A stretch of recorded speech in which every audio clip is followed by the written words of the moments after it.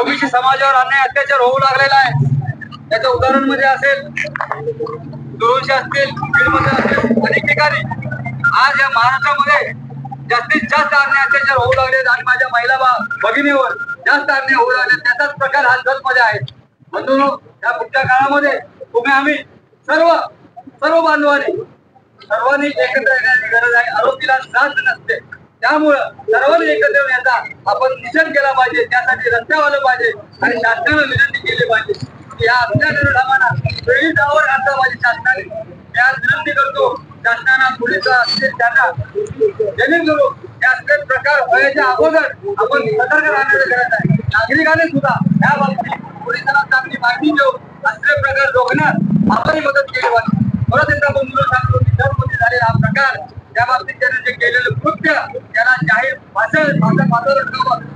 मध्ये दाखल करावा, अन्यथा हा सर्वच बांधव पुन्हा एकदा रस्त्यावर उतरून उग्र आंदोलन करेल, याची दखल ही शासनाने घेतली पाहिजे। एवढीच सांगतो महाराष्ट्र आम्ही एक 6-7 जण आज जातो, साहेबाला निवेदन देतो, आपलं निवेदन वर पाठवा सांगतो, त्याप्रमाणे तुम्ही थांबाय सगळे।